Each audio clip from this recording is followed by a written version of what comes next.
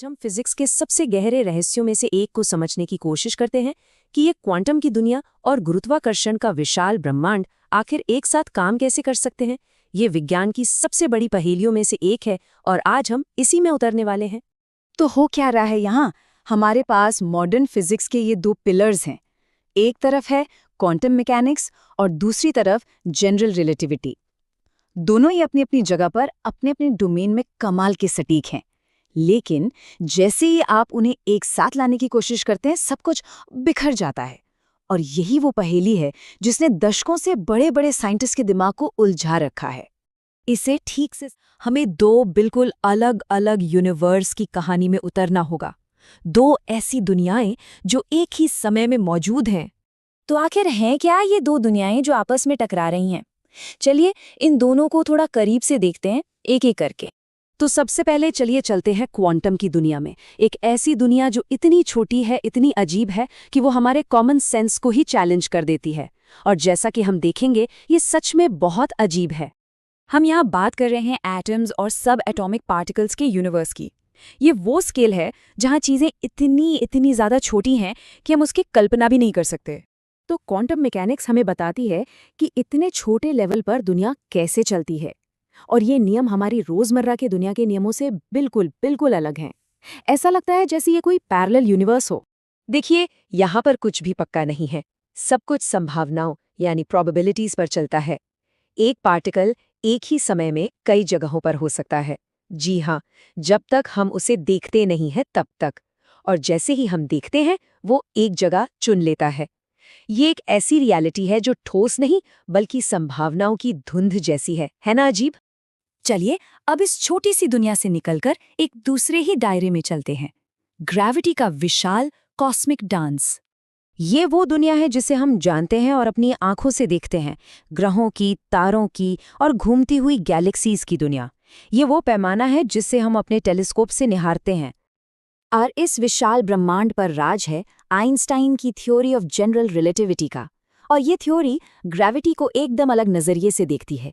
ये इसे एक फोर्स की तरह नहीं बल्कि स्पेस टाइम के फैब्रिक में एक कर्व या झुकाव की तरह देखती है। सोचिए कि एक रबर की चादर पर एक भारी गेंद रखी है, वो चादर को झुका देती है ना? बस मास भी स्पेस टाइम के साथ ठीक यही करता है। ये जो खूबसूरत सी इक्वेशन है ना, आइंस्टाइन की फील्ड इक्वेशन, ये असल में यही कहानी बताती है। ये एक तरह से गणित की कविता है जो बताती है कि मैटर स्पेस टाइम को कैसे बताता है कि उसे कैसे मुड़ना है, और मुड़ा हुआ स्पेस टाइम मैटर को बताता है कि उसे कैसे चलना है। क्वांटम दुनिया की उस अजीब अनिश्चितता से बिल्कुल अलग ये ब्रह्मांड पूरी तरह से प्रिडिक्टेबल है, यानी इसका अनुमान लगाया जा सकता है। यहाँ नियम पत्थर की लकीर है, कोई धुंध नहीं, कोई संभावनाएं नहीं, बस सटीक और सुरुचिपूर्ण गणित। और अब हम उस पॉइंट पर आते हैं जहां ये दो खूबसूरत लेकिन एकदम अलग दुनियाएं आमने सामने टकराती हैं। तो हमारे पास एक ही रियलिटी की दो एकदम अलग अलग कहानियां हैं।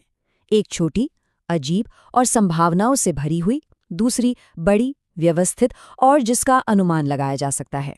दिक्कत यह है कि ये दोनों एक ही वक्त पर सच नहीं हो सकती। तो सबसे बड़ा सवाल ये उठता है, ब्रह्मांड में ऐसी कौन सी जगह है जहां इन दोनों थियरीज को एक साथ काम करने के लिए मजबूर होना पड़ता है? वो कहाँ टकराती हैं? ये टकराव होता है ब्रह्मांड की सबसे एक्सट्रीम जगहों पर। जरा एक ब्लैक होल के बिल्कुल सेंटर के बारे में सोचिए, जहां एक पूरे तारे का मास एक छोटे से लगभग 0 साइज के पॉइंट में समा जाता है। या फिर बिग बैंग के ठीक पहले पल के बारे में, जब हमारा पूरा ब्रह्मांड एक एटम से भी छोटा था। इन जगहों पर हमारे दोनों नियम टूट जाते हैं और सारा गणित, सारे फॉर्मूले सब फेल हो जाते हैं। और बस इसी वजह से दुनिया भर के फिजिसिस्ट एक बहुत बड़ी खोज में लगे हुए हैं, एक ऐसी थियरी को ढूंढना जो इन दोनों को एक कर सके।